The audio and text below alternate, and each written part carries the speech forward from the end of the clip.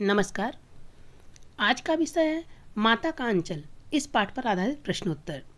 इसके पहले वाले वीडियो में हमने आपको पूरा पाठ समझाया है और बताया है कि इस पाठ के लेखक हैं शिवपूजन सहाय जी। तो आज इस पाठ पर आधारित प्रश्नोत्तर को हम समझेंगे। आइए शुरू करते हैं। पहला प्रश्न है कि प्रस्तुत पाठ के आधार पर यह कहा जा सकता है कि बच्चे का अपने पिता से अधिक जुड़ाव था, फिर भी विपदा के समय वह पिता के पास ना जाकर माँ की शरण लेता है। आपकी समझ में इसकी क्या वजह हो सकती है? ठीक है, तो इसका उत्तर आइए देखते हैं कि जैसा कि हमने पूरा पाठ है आपको समझाया है और उसमें बताया है कि बच्चे कुछ समय के लिए ही अपने माँ के पास रहते हैं और बाकी समय वह अपने पिता के साथ ही बिताते हैं। जैसे इस पाठ में ही लेखक बता रहे हैं कि उनके पिता ही उनको नहलाते थे और पूजा में साथ बिठाते थे। खाना भी लेखक अपने पिता के साथ ही खाते थे और साथ ही पिता खेलते थे। रात को वह सो भी जाते थे पिता के साथ ही। परंतु जब एक दिन सांप के डर से वह भाग कर आए तो पिता के पास नहीं गए बल्कि माँ के गोद में ही लेखक आके समा जाते हैं। वास्तविकता तो यही है कि बच्चा माँ के बिना अधूरा होता है।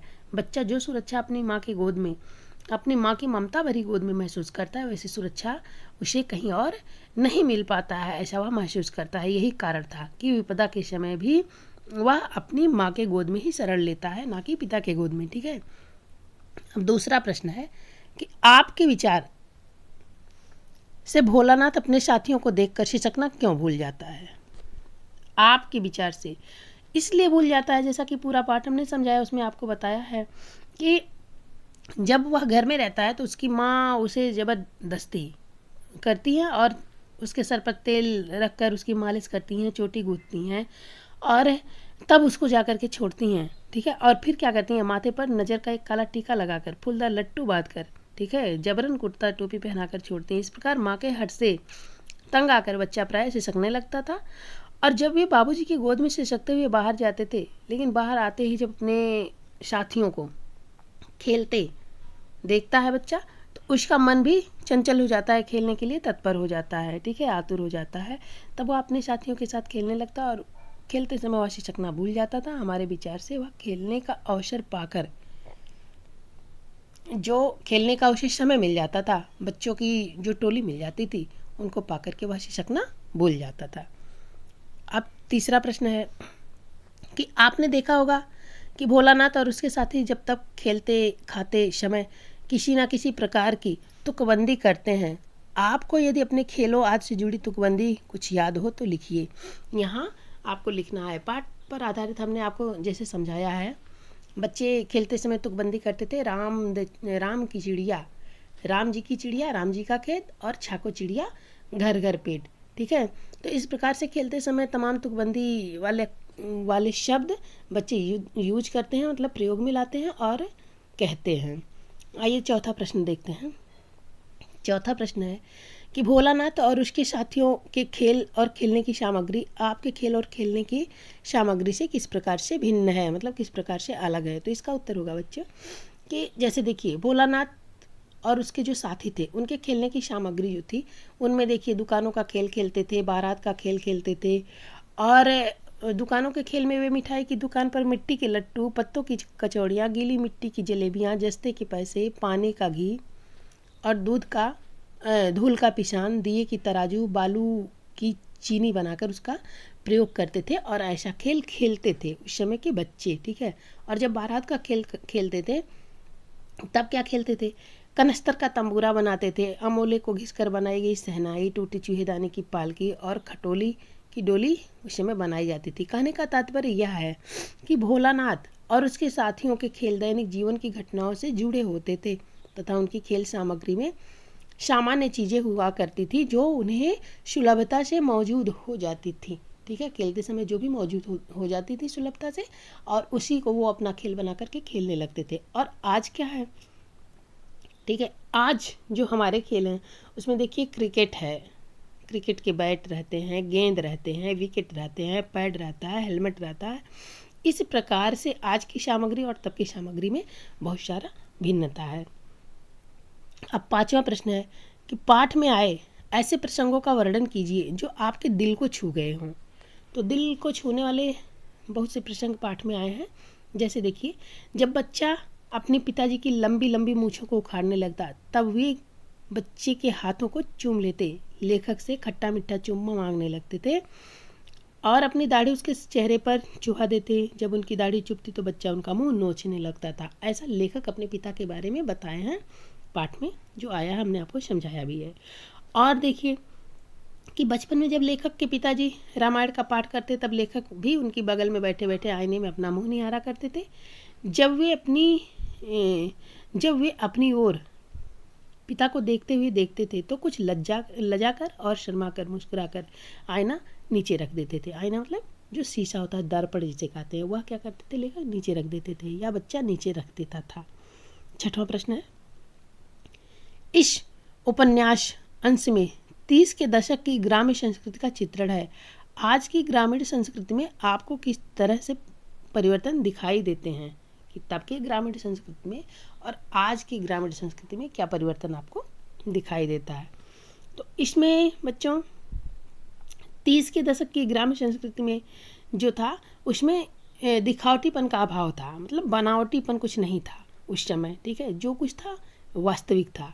उस समय का जीवन बिल्कुल सीधा साधा था और बच्चे घर की फालतू सामग्री से खेल खेलते थे। खेलते समय जब कभी उन्हें चोट लग जाती तो चोट पर हल्दी वगैरह लगाकर इलाज भी कर लिया जाता था। अब क्या है, अब 21वीं सदी के प्रारंभ में ग्रामीण संस्कृति में भी बहुत सारा परिवर्तन हो गया है। अब गांव में भी खेल के नए नए सामान जो होते हैं वो प्रयोग में आने लगे हैं या प्रयुक्त होने लगे हैं। बच्चों के पालन पोषण के तरीकों में भी अब काफ़ी अंतर आ गया है। यहाँ भी देखिए, बच्चों को खेलने के लिए अब गांव में भी पार्क और स्टेडियम बनने लगे हैं। ओसारे में बैठकर हुक्के गुड़गुड़ाना लगातार कम होता चला जा रहा है, ठीक है। आज के जो बच्चों के पिताजी लोग हैं उन लोगों के पास अपने बच्चों के साथ बैठकर खेलने का समय ही नहीं रहता है, ठीक है। 7वां प्रश्न है, पाठ पढ़ते पढ़ते आपको भी अपने माता पिता का लाड प्यार याद आ रहा होगा। अपनी इन भावनाओं को डायरी में अंकित कीजिए, ठीक है। तो जैसे देखिए, जो पाठ पढ़ते समय बहुत सारी भावनाएं हैं जो आपको याद आती होंगी, ठीक है। उसको क्या करना है, उसको सारी भावनाओं को एक एक करके आपको अपनी डायरी में लिखना है। यह प्रश्न बच्चों को स्वयं करना है, ठीक है। बच्चे स्वयं इसे खुद से करें कि कौन कौन सी भावनाएं इनको अपने बचपन की याद आती हैं, अपने माता पिता का कौन कौन सा प्रेम जो इनके माता पिता आपके दिए हैं वो आपको कौन कौन से प्रेम याद आते हैं, उसको आपको लिखना है। तो ये चीज़ आपको खुद से करना है। अब यहाँ देखिए 8वां प्रश्न है कि यहाँ माता पिता का बच्चे के प्रति जो वात्सल्य व्यक्त हुआ है उसे अपने शब्दों में लिखिए, ठीक है। माता पिता का बच्चों के प्रति जो वात्सल्य मतलब बचपन का जो प्रेम होता है वो जो भी है, जैसे माता पिता अपने बच्चों को हर प्रकार से सुख और आराम पहुंचाने का प्रयास करते हैं, ठीक है। और बच्चों का उचित पालन पोषण करने का हमेशा माता पिता प्रयास करते हैं। माँ बच्चे को दूध पिलाती है और खाना भी ठीक प्रकार से खिलाती है। पिता बच्चे को क्या करते हैं, नहलाते हैं, धुलाते हैं और तैयार करके पूजा में अपने पास बिठाते हैं। बच्चा अक्सर अपने पिता के कंधे पर विराजमान रहता है। माँ बच्चे के सिर पर तेल लगाती है, कंघी करती है, चोटी गूंथती है और रंगीन कुर्ता टोपी पहनाकर लट्टू जैसा कि पाठ में हमने आपको बताया है बनाती है। किसी चीज़ से डर लगने या चोट लगने पर बच्चा माँ की गोद में ही शरण लेता है। माँ ही उसकी चोटों पर हल्दी लगाती है, अर्थात माँ बच्चों का हमेशा दुख दूर करती है। अब यहाँ देखिए पाठ में आया है, यहाँ प्रश्न देखिए, बच्चे माता पिता के प्रति अपने प्रेम को कैसे अभिव्यक्त करते हैं। तो माता पिता के प्रति बच्चे अपने प्रेम को कई रूपों में अभिव्यक्त करते हैं। जैसे देखिए, माता पिता के निकट रहकर, माता पिता के पास रहकर भी बच्चे माता पिता के प्रति अपने प्रेम को अभिव्यक्त कर सकते हैं या माता पिता की बात मानकर भी कर सकते हैं। माता पिता से खाने की चीज़ें पाकर और माता पिता की गोद या पीठ पर सवार होकर अथवा माता पिता को अपनी चीज़ें दिखा करके, ठीक है। बच्चे अगर माता पिता की बात माने तो इससे भी माता पिता के प्रति बच्चों के प्रेम की अभिव्यक्ति होती है। अब अगला प्रश्न है, क्या है, इस पाठ में बच्चों की जो दुनिया रची गई है वह आपके बचपन की दुनिया से किस प्रकार से भिन्न है। तो इस पूरे पाठ में बच्चों की जो दुनिया रची गई है वह 1930 के दशक की दुनिया है, अर्थात 1930 के दशक के आसपास की दुनिया है। तब बच्चे घर की फालतू चीज़ों से खेलकर काम चला लेते थे।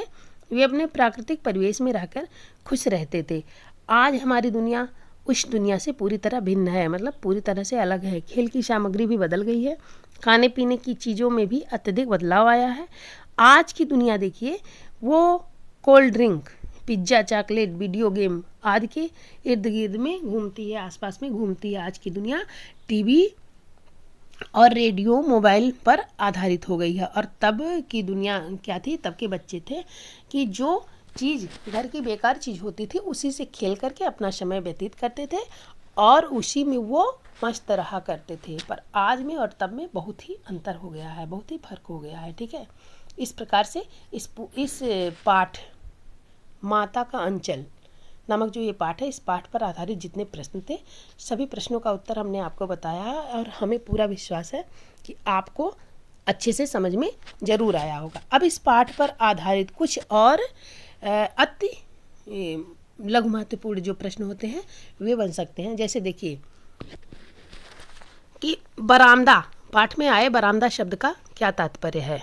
तो बरामदा शब्द जो पाठ में आया है, जो आज कल ओशारा जिसको कहते हैं, ठीक है, उसको बरामदा कहा जाता था, बरामदा।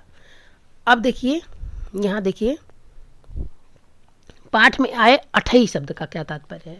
प्रश्न बन सकता है कि पाठ में आए अठई शब्द का क्या तात्पर्य है।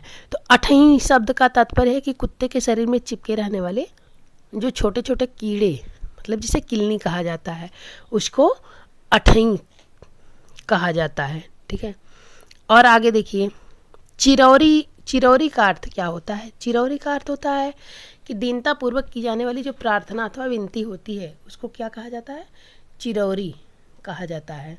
ठीक है, इस प्रकार से जैसे देखिए ओहार, पाठ में आया है आपकी एक जगह ओहार शब्द। ओहार शब्द का क्या तात्पर्य है, तो पर्दे के लिए डाला हुआ जो कपड़ा होता है उसे क्या कहते हैं, उसे ओहार कहते हैं। जो पर्दे के लिए एक कपड़ा लटकाया जाता है, बच्चे खेल खेल में उसको लटकाते हैं, उसे क्या कहते हैं, उसे ओहार कहते हैं। ठीक है, और देखिए, जैसे देखिए यहाँ है कि शराबोर कर देना।